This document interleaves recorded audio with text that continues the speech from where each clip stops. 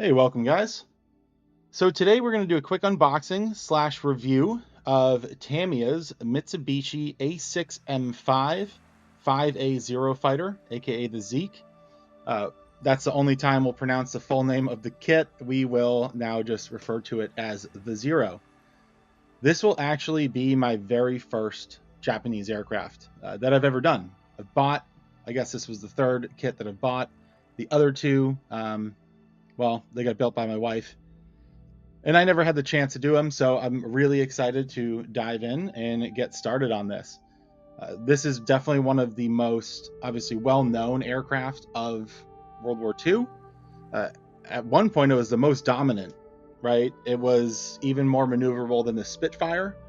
It wasn't really until the mass production of the United States making aircraft like Corsairs and things that started to kind of even the scales, and then some of the bigger fighters like the Hellcat were really what pushed this kind of to the back of the list in terms of dominant fighters. There's a lot of cool stuff you can do with the Zero when it comes to faded paint jobs and things like that with the field applied camouflage. But there's also a lot of kits out there. I chose the Tamiya kit for a couple reasons. I have seen the Edward kit as well. It looks possibly a little bit too complex for what I wanted to do. The Zero, if you look at reference photos, has a ton of stuff going on in the cockpit, and I figured Tamiya's going to hit just enough of it without going too far overboard. And so that's kind of why I settled on this kit, as well as some other reasons that we'll get to. Quick look at the instructions. Obviously going to start in the cockpit, but as you can see, there is a good amount going on there. We'll get marking options, and then unfortunately, this is a kit from 2008, so they don't have a colored paint guide. They have redone this kit like 15 times with new markings and decals and things, so this is the original version. There are other versions out there that maybe they've updated this. Needless to say, this is a nice paint chart. We just would love to see some color. One of the big problems I've found with Japanese aircraft in general, especially this aircraft, is that there's not the most information available. Some of the colors, like that metallic blue on the inside, it's not even, no one's really 100% sure on what the color actually is. There's people that have ideas, but the research just isn't quite possible like it is with some of the other remaining and surviving aircraft that we have. In the box, as you see, we will get, I'm opening the second pack of decals, but we will get decals on the left there are for the interior. We get like the seat belt, and then very nicely Tamiya has broken up the decals or decals for the dials, so you don't have to worry about too much excess carrier film. There's still Tamiya decals, but they've done us a favor on this one, I think. It also comes with a handful of figures, and some of these will go on like the landing gear and things like that. The seatbelt decal, it's okay in my opinion. I ended up using it. There is a photo etch set available for this, but it's already like a $50 to $60 kit, so that's kind of, I'm doing out of the box. And then obviously we have our big red dots, as well as some canopy masks. So I have never actually purchased a kit that has canopy masks, so this is like a very nice upgrade. I usually do 1/72 scale when it comes to aircraft. I guess the only problem is you have to cut them out yourself, which I am currently in the process of doing as I record this. So it's a little bit tedious, not as tedious as making your own masks, but definitely a little bit tedious. The good news is the cockpit detail here is really, really nice. It's really, really crisp, and the kind of metal cage that's going to go around it is nice and raised, so you can see where to put those canopy masks. Now we'll take a look at the sprues. And I have seen, this is something to kind of note as I focus my camera here, and you might be able to see them. The detail is really, really nice on this kit. There are some sort of sink marks that I think if you are too light with the paint, just based on other videos that I've seen, the sink marks in the wing, they're on the left-hand side of that one, they will have the, opportunity to show if you let them. So we're going to need to make sure we get a nice level of primer. We'll probably need like maybe 2 coats of it, because I definitely don't want that to show through. Other than that, the wings look really nice. There is a ton of detail.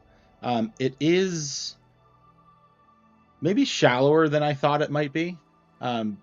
Just because, again, I don't do a lot of 1/48 scale, so maybe we're just getting more detail and it's still in scale. But anyways, it's really, really nice, and it's really, really crisp. There are just those weird kind of sink marks. The stuff on the interior, I think we get a perfectly detailed radial engine there. You can add wires. I will not be doing that because it is barely seen behind the propeller. There is some pieces of our interior as well as our pilot, drop tank, landing gear. Pretty much everything is on this sprue, and the other 2 sprues are, wings and the tail fins and things like that. So it's a pretty simple kit when it all comes down to it. Here's our fuselage. We'll take a look at what detail is kind of pre-molded into the fuselage as well. There's our propeller and a handful of other pieces that are going to go into the interior here, / engine, I guess. Now, the sprues are a little bit interesting. Each big sprue is kind of 2 different sprues, so slightly confusing when you're looking at it. When you're looking at the instructions and you're used to the A sprue being different than the C sprue, but just, something that popped into my head as I'm looking at the different sprues here. And then we have, last but not least, this is our technically 4th sprue, and it is the engine cover. Now, I will not be doing these figures, but they do look pretty decent.